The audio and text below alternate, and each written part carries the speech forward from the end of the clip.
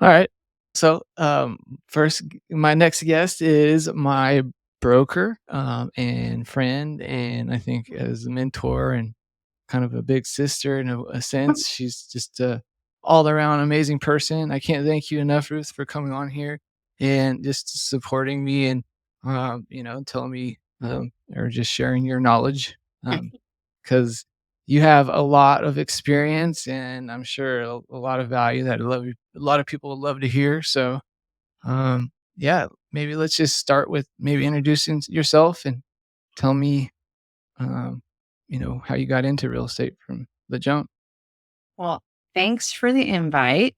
And I got into real estate in 2004 because I was working in a tile and stone warehouse and showroom, design showroom.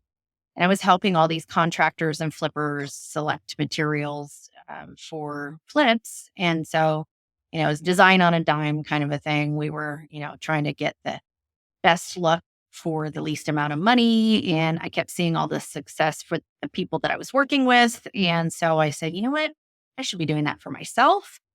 And so I went ahead and got my real estate license and promptly announced to my boss that I was going to be quitting within a year. That didn't happen because Oh, the real estate market, living on commission with kids was tough. So I decided to work both jobs for a few years. And then eventually I decided to create my own culture of family and supporting each other and wanted to have my own brokerage. And I was presented with an opportunity to purchase a brokerage that was already functioning. And I was already a broker with a small boutique brokerage and decided to go for it.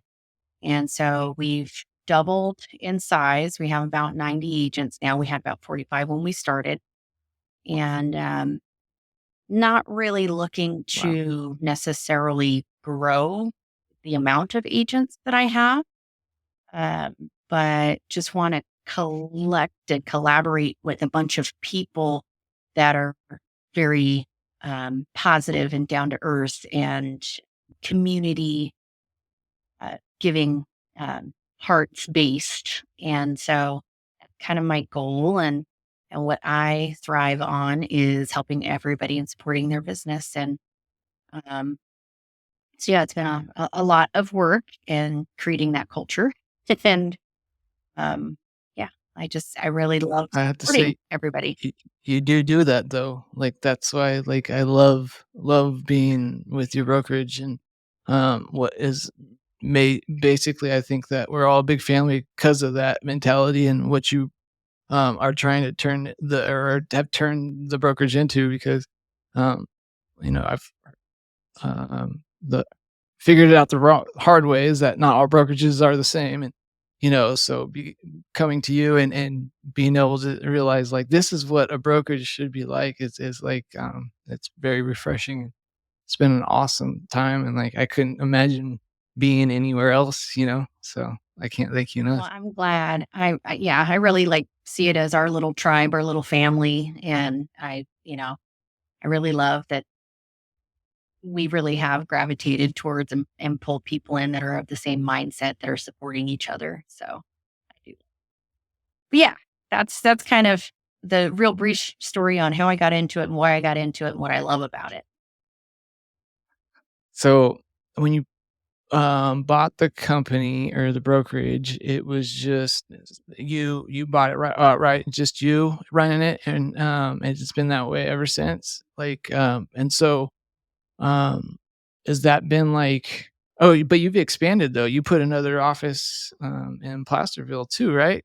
And now that's because of where you live, but still, like, it's still like you're still expanding. Do you see yourself trying to expand the brokerage more or Um, potentially if it's needed, if it's warranted, here's the long and short of it is that nowadays agents just don't come into the office. They just don't. They can work from home. All you really need to work is a phone and a computer. And A lot of people would just prefer to work from home, or it's a lot easier to work from home, especially if you have another job, which a lot of agents have another job. And so it's a lot, easier for people to Zoom in. I do offer hybrid office meetings. So since COVID started, it actually got a lot easier for everybody to continue to do business uninterrupted because of the advances in our meeting capabilities virtually. And so, yeah, I mean, I had in our Citrus Heights office, I had an entire suite, which was like 10 offices. And during COVID, like nobody came in. So I No, shrunk that down to 3 offices. And nice. so, the reason is just nobody was coming in because everybody could work from home. So I don't know Yeah. if I'll expand further. If I do, we've got some more agents that are coming on in the Bay Area. I might do, a satellite office down there, but it's not going to be a huge thing. It'll be something where you could go and meet with clients and make photocopies and print things out. Yeah. Yeah. Cool, cool. That's so cool. Cause like, I don't understand. I mean, you are so, like, the way that, like, the you're very generous and everything that will as an agent, like, like, you don't really I don't see how you are making very much money, I'm not. as a broker, like yeah, okay, And, okay. So I don't know how to actually put it because, like, I know brokers can make a lot of money, but it doesn't seem like you're that type of broker that is out there, trying to make a ton of money off your agents. yeah, no, I'll be 100% honest. The original thought process was really more about the people than the money. And it's still about that. It's more about, creating a culture and an environment that's not corporate, that's not fake, that brings real value and training and making agents better. Um, so that's my focus. I don't care about appearances. I've got one agent that like he's really funny. He's a really nice guy and he drives real fancy cars and has all the best things. And I'm like, dude, did you pay cash for that? And he's like, no, but I got a really good deal. I got a low interest rate. And I'm like, you know what? He goes, you should be driving one of those. And I go, I don't care what other people think. I I Mhm. have no payments. I got 6 vehicles. I have no payments. I have Ooh, what I need. that's bragging. And That's bragging rights right there. And so I've never been one to kind of do what everybody else does. That being said, as far as being a broker, what a lot of people don't understand is the responsibility that you have. And it's not just, you know, you get to collect checks and make money off of your agents' backs. You know, it's mitigating risk and keeping people out of trouble and keeping them from getting sued. And especially, more and more nowadays with all the lawsuits that are going nationally with commissions and things like that. Mm, You've got a far more litigious environment than you've ever had. And so the value of having, a broker that answers their phone and it cares about, you doing the right thing is crucially important to your success in this business and longevity and not getting into lawsuits. And so that's one of the things that, they don't really talk to you about in real estate school or so, yes. a lot of people don't talk about in this business. A lot of people don't think about it. A lot of agents don't think about it. And so they just go with whatever the brand name is. That brand name isn't going to get you more business. It's not going to get you, more phone calls. And certainly if your broker's not answering the phone, it's not going to keep you out of trouble. So, Mm, those are some things to consider when you're thinking about what kind of a brokerage you want to hang your license with. And so that's the good environment point. I wanted to create. And that's what I feel like we've done here. And it's not just about making money off of the agents. It pays for the office. I like having an office to Mm, go into. But Sure. that's about it. There's not Uh, much else to it.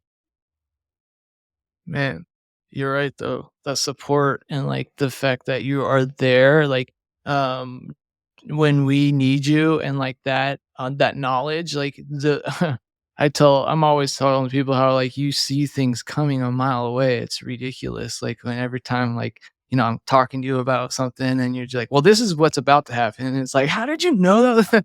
It's so crazy. But like, just the fact that, like, you're there when we need you, but you're not, like, overbearing, you're not, like, trying to, like, run things, you're just, it's like, it's invaluable, like, everything that, like you said, nobody talks about that, and you don't realize that you need that type of thing until, you are in a situation where you're, like, being, like, left out to dry, and then you're just like, "Wow," and then coming to a brokerage like you and s all the support, it's just, night and day, and that really goes a long ways, and not a lot of real estate agents know that. I mean, how do you know that? Like, you're not trained for that. Like, when you go to take the test, you're just trying to, train to pass the test, and that's all you know. You don't know anything about real estate sales and like the business of all that stuff. So it's just kind of sink or swim.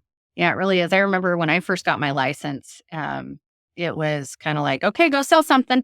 I was with a big brand. I was with a national brand, and I was with them for 5 years. They took a lot of my money, and I didn't get really any help or support. And that's where my drive for that environment comes from.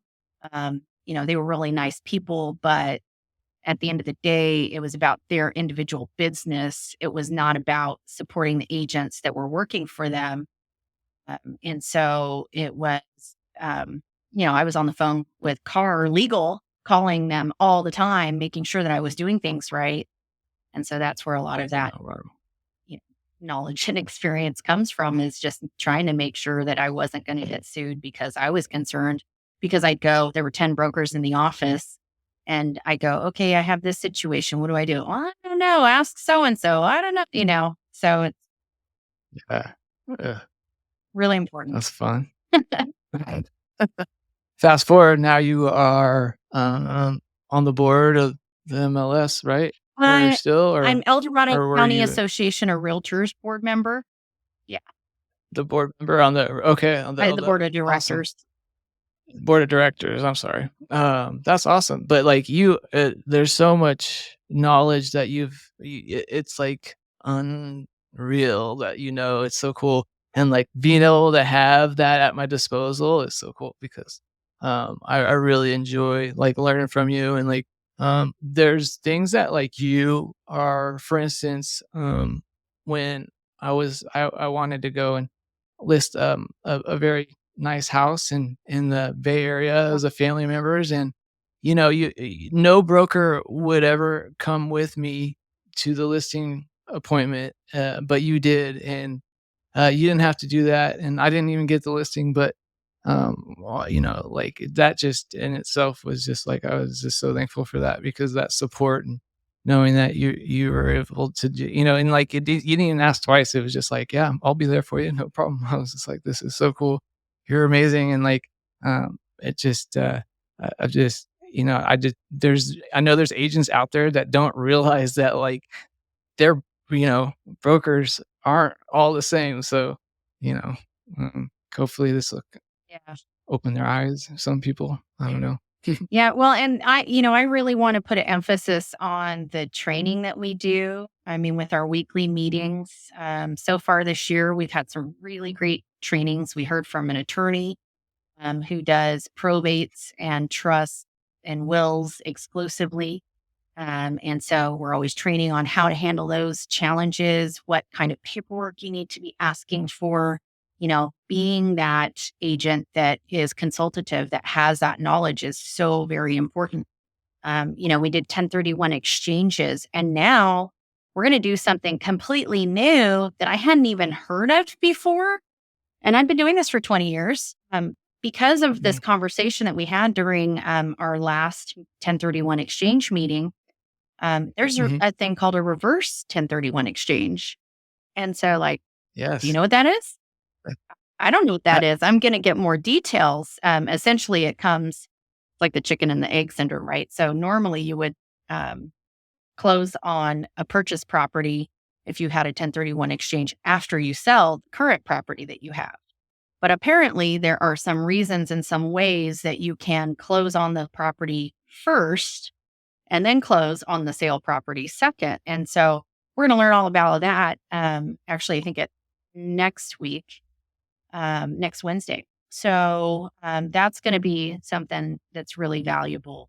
Um, learning about different types of marketing tools that are available at our disposal, things that are statistical that help give our sellers and buyers support in making their decisions on where to list or where to offer prices That's a on good point. on Yeah. listings. So, we're just always continuously growing and learning, and I really love that and love sharing all of that, um, and just helping everybody like get inspired.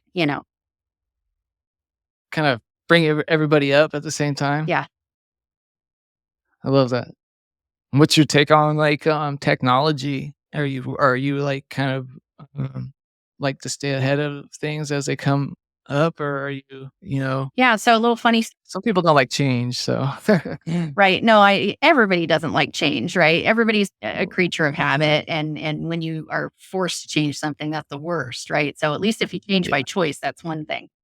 yeah. So for me, when I started in this business, I remember in one day, I had to go to like Lodi and Forest Hill and Lincoln to get wet signatures on contract and hand deliver originals to the title company, because at that time the banks were not accepting digital signatures. Everybody kind of laughed, right? I started trying to do them and they were like, "No, nobody's accepting these yet. You're crazy."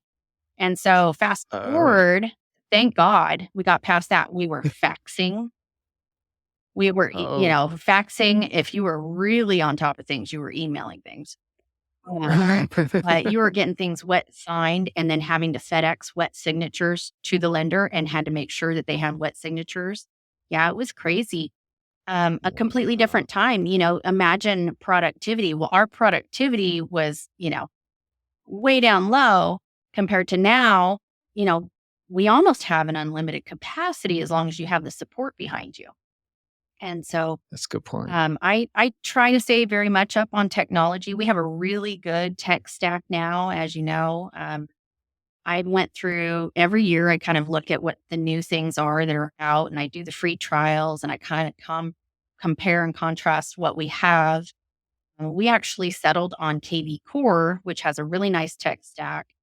It's got built-in core listings, and so which is like a advertising component. It's got some property boosts in there. You can advertise other people's, listings within the MLS, other in-house listings, all of that stuff. And so we've got an amazing tech stack. And I found out later that some of the bigger companies use them, um, which is kind of funny. But yeah, we're very forward thinking when it comes to technology, and you know it is the way of the future. I mean, we're using AI in our descriptions for marketing listings and our agent remarks, making sure that, you know, for those that lack creativity, that are very cut and dry. I mean, I'm kind of one of those people. I'd have to rewrite a listing, I don't know, 10 times before it was presentable to the public and looked pretty enough, Yeah, right? And now we can yeah, yeah. run it through AI a couple of times and change a couple of things and run with it. So, yeah, we're doing all of those things. We did have AI training also on how to use it in your real estate business when it comes to marketing. Things to Oh, do, perfect. things not to do, which is even more important than what to do, right? Yeah, yeah. Everybody knows we can use it, but how do we use it and use it in the right way and not get in trouble? Um, Mhm.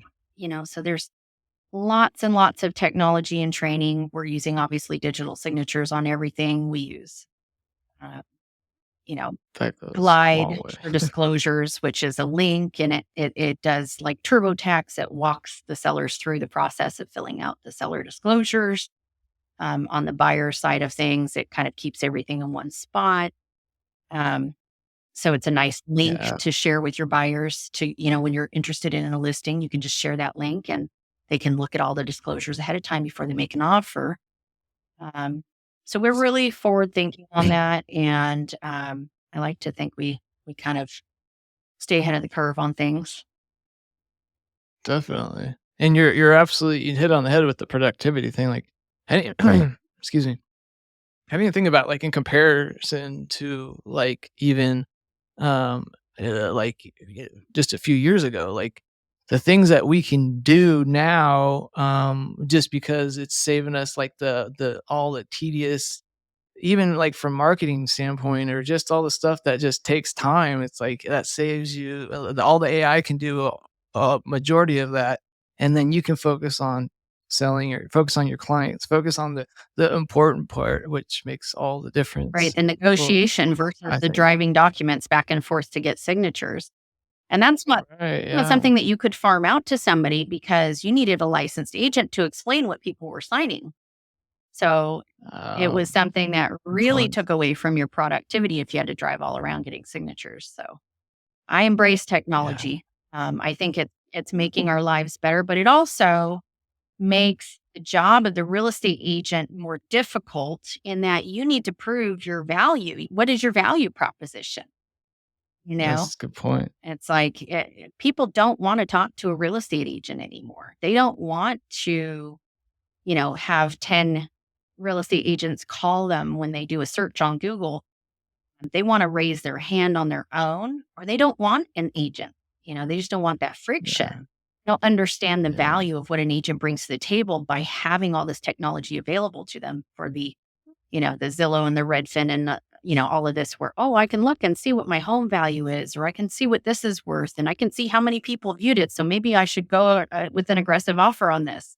They become their own sort of online yeah. realtors, and they don't understand the value of the experience and knowledge that you bring to the table. So as an agent, it's really, really important to embrace the right kinds of technology to get that word out and market yourself in a way that shows that there's value in working with you.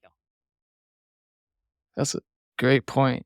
It's really harder to show, like, what because it's not, everything is at everybody's disposal, so it's like they're getting the same information. I mean, yes, we have access to the MLS and stuff like, the direct information, but, um in a roundabout way, they can still access that information. It's just maybe a little bit more delayed.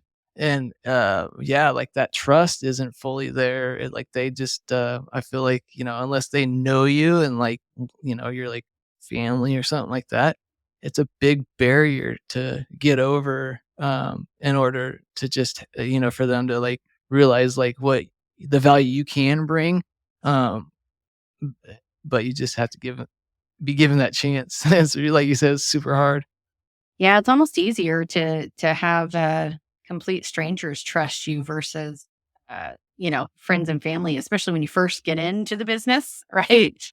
I see a lot of new agents really struggle. They're like, "Oh my gosh, my uncle bought a house without me. Why did he do that when he knew I was in real estate?" Well, you weren't putting enough emphasis on your value proposition. You weren't showing them what you could do. You weren't giving them confidence in your knowledge. And so we focus a lot on trying to make sure that, you know, the agents are, and technology right now, right?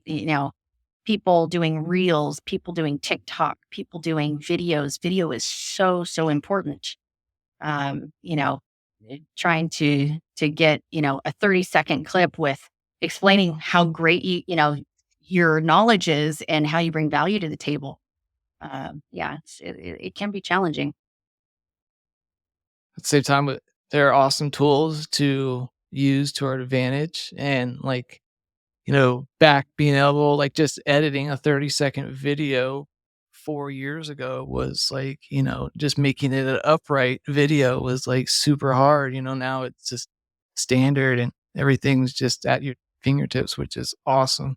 I love it in that sense. And like you said, video is just is getting bigger and bigger. Is only and AI is just gonna get make it even bigger in my opinion. So I, I I like it. I'm excited to see where it comes in that sense. I'm a tech nerd, I guess, geek in that sense, but I want I want to stay ahead of the curve. I don't want to be like because it's coming whether we like it or not. So Yeah, might as well embrace it and see how you can use it to your advantage and absolutely. Yeah, instead of being left behind.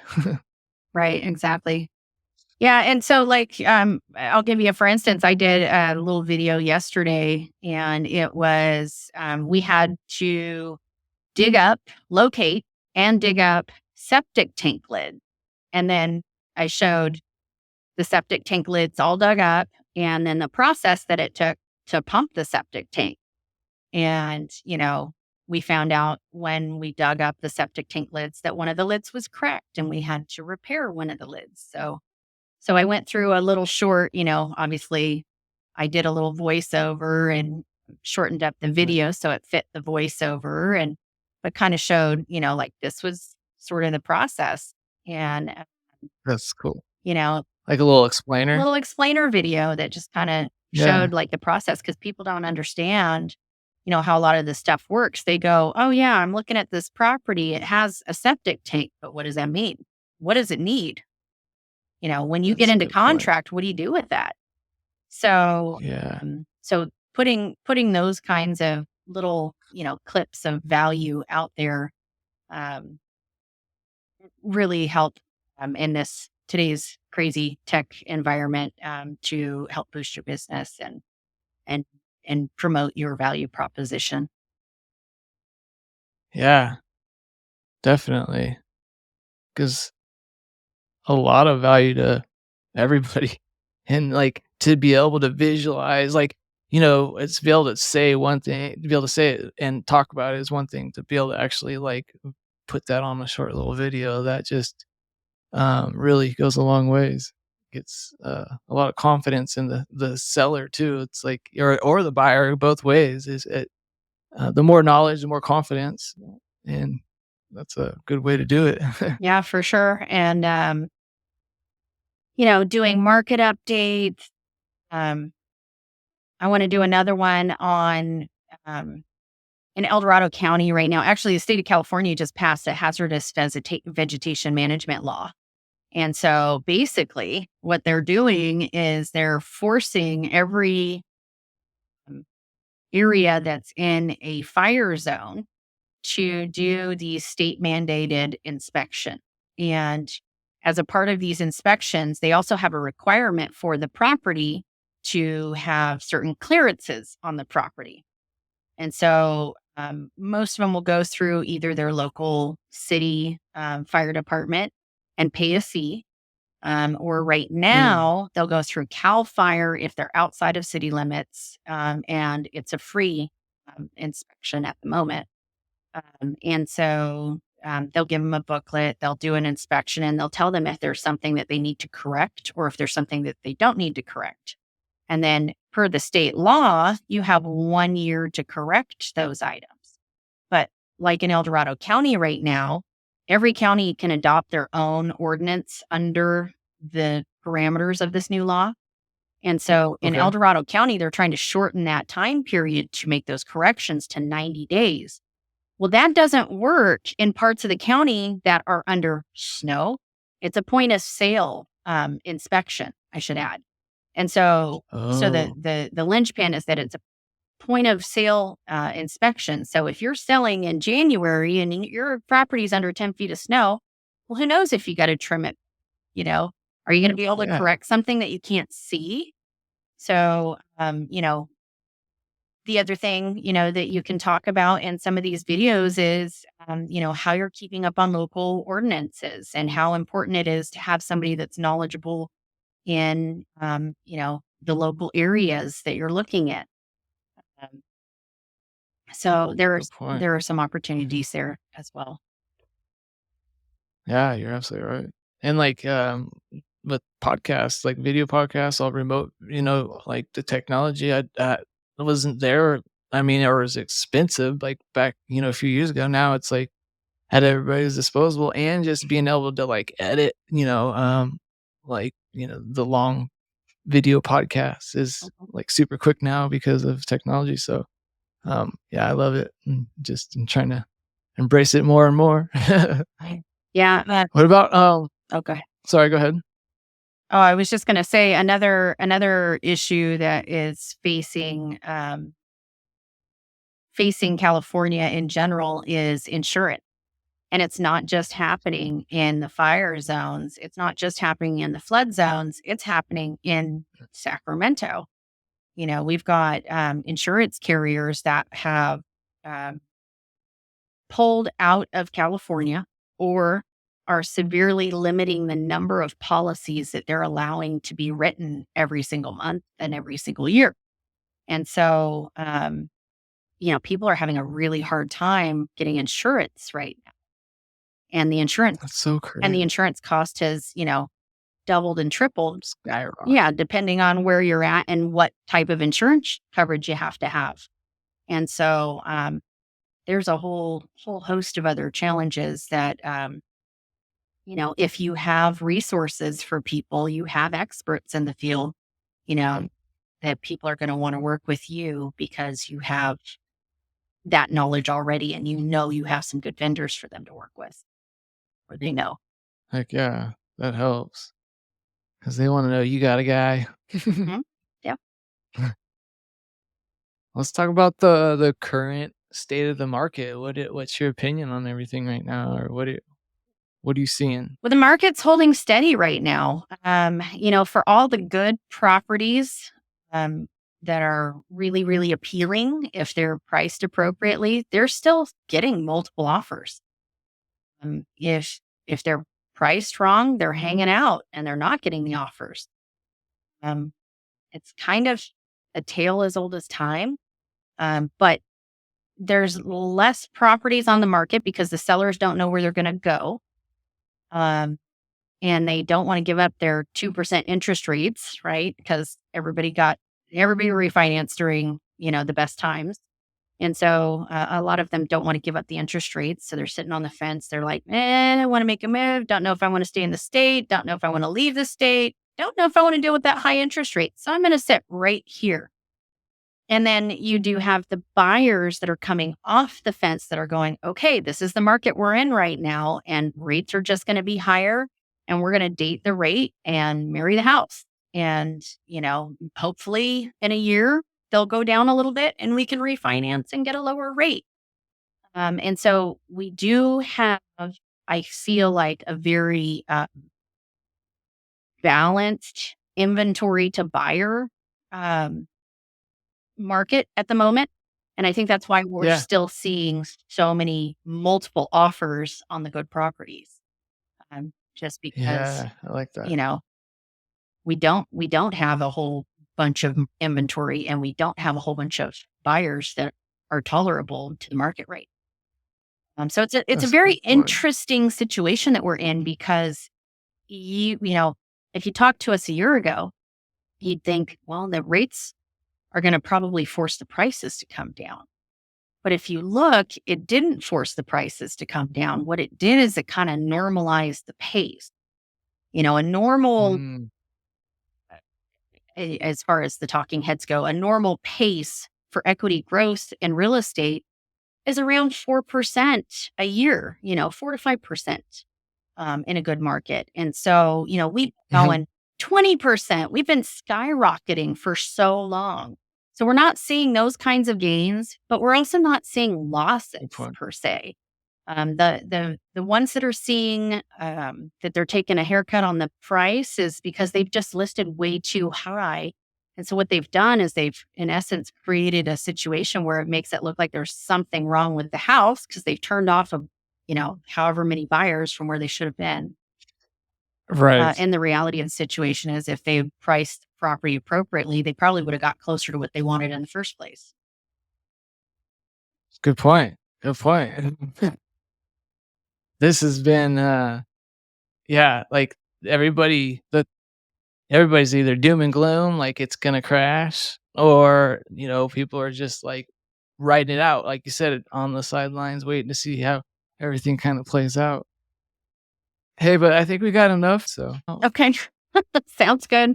well, Ruth, thank you so much. I can't thank you enough for being on here. Thank you for doing this. I love that you're doing it, and I just keep, reposting and trying to push it out there also, because I think that that's going to be something that like truly helps your business also. So, Thank you. I really appreciate the support. It means a lot.